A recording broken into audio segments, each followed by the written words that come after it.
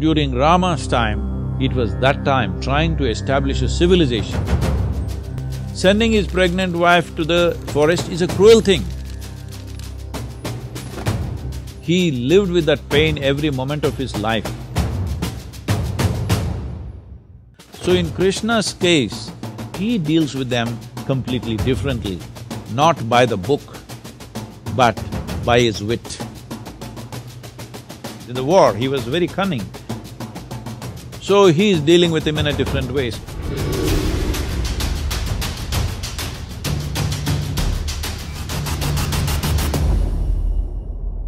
Namaskaram, Sadhguru.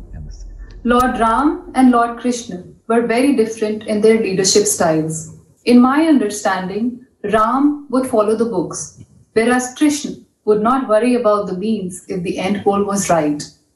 Sadhguru, whose principles should a modern-day CEO emulate, Ram or Krishna?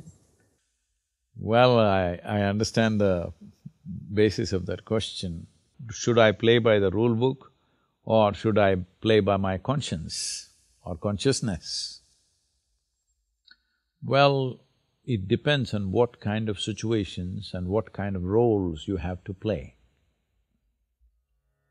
See, at the time of Rama, we call him Rama in southern India, okay? You cut off his name Ram. In Tamil Nadu is Raman, okay?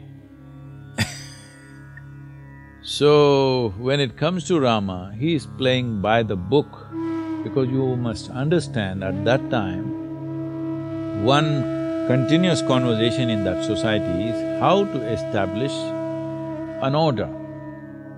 So, Rama is at that kind of time when in this subcontinent there was no described law. So one important dimension of his life was he wanted to bring order and civilization to that place.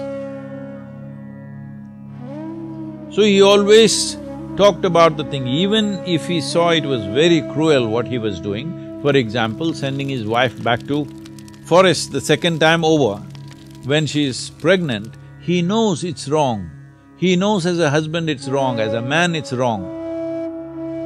But he is doing it because if I don't establish the law, who else will?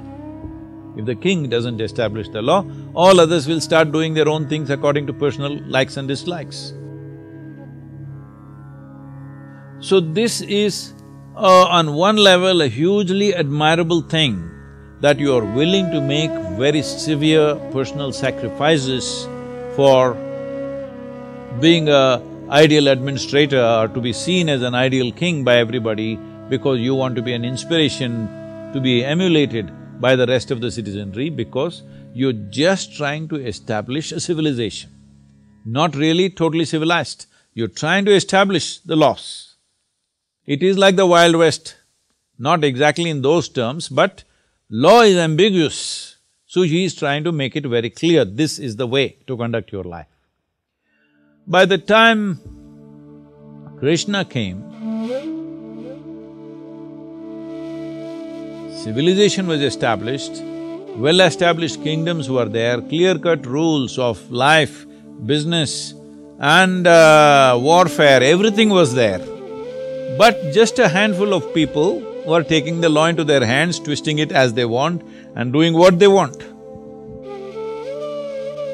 Because, see, it is like when the law is not there, you have to treat it in one way.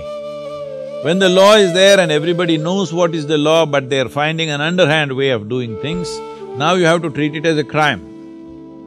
So how you treat crime and how you treat an outlaw, I'm trying to make a difference, there is not much difference, but I'm trying to make a difference because somebody is out of the law because he has no sense of law in his head.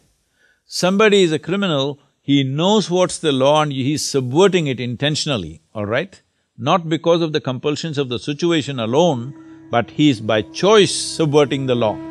So in Krishna's case, the people that he is handling, the do brothers, 100 dus, Duryodhana and co, here these are people who exactly know what is the law of the time, but they are intentionally subverting it.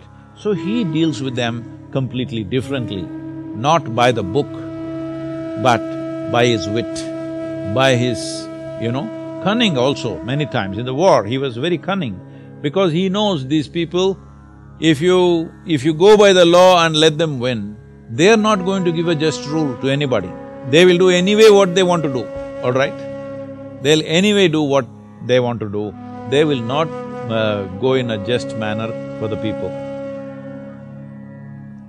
So he is dealing with him in a different way. So these are two different contexts. These are two different times. So what we need to see is, for their time, they are acting in a relevant way, both of them. Similarly, for our time, we must act in a relevant way. Now, law is 100% clear. You cannot be an outlaw, you cannot say, I don't understand. Right now still, like when we were growing up, this is a big thing around the world, this is the time of Fidel Castro and Che Guevara and all this. We are all thinking revolution, revolution. In India, all this Charu Majumdar, Kanu Sanyal and all these people, Somalu in the south, we are all super inspired by them and we want to go into armed conflicts. Well, it took some time for me to come to my senses, but otherwise I was almost there, okay? Some of my friends went. I went till there, but then I found that organization was as corrupt as anything else, as the government is, so I stepped back. Why I am telling this to you is, that was a time when I'm saying in 60s, 70s, we are still thinking this nation is not fully formed. But now this nation is fully formed, all our business should be is to establish the constitution in everybody's minds and hearts. It's very important, because that is where the largest well-being is. If I write my own constitution and you write your own constitution, nobody is going to be well in this place.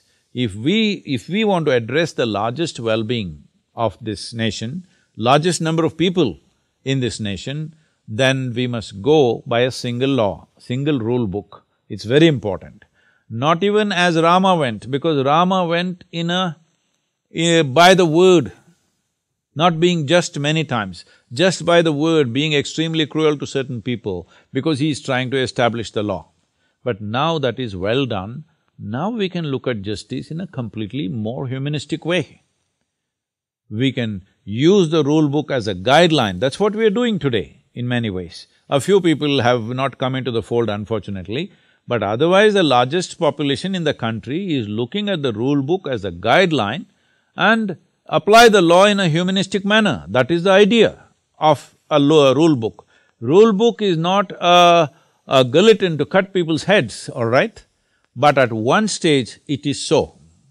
When in Wild West they tried to establish law, how they established law was, these judges were called hanging judges. That doesn't mean they were hanging. For anything they were hanging people, just about anything. Daily hangings in small towns. In a town of a few hundred population, every day hanging, all right? Every day at least one guy will be hung. So hanging, they kind of established the law. Unfortunate, this happens to a country or a civilization when you're trying to establish a national identity or a civilizational identity in a very short span of time. When it happens over a long span of time, it can happen with much less cruelty, but when it tries to happen in a very short, brief amount of time, enormous cruelty will happen. This is what people call as revolutions, this is what people call as establishment of law, whatever. But when they try to do it in a short span of time, wherever you see in the world, whether it's United States or China or Russia, wherever, when they tried to create a whole new civilization in a brief amount of time, it could only happen with enormous cruelty. So during Rama's time, it was that time trying to establish a civilization, but not in such a rush as it's been done in modern times. They took time, so there was no that level of cruelty, but there was cruelty. Sending his pregnant wife to the forest is a cruel thing, very cruel thing for himself. It's not just cruel to his wife and his children, it's extremely cruel to him. With that pain, he lived all his life. He was not somebody, he sent his wife away and he's happy. He lived with that pain every moment of his life. But he still did it because for him, establishing a rule book was very important. But Krishna's time is a different time. Our time is totally different time. So we must be current, we must be relevant to the times in which we exist.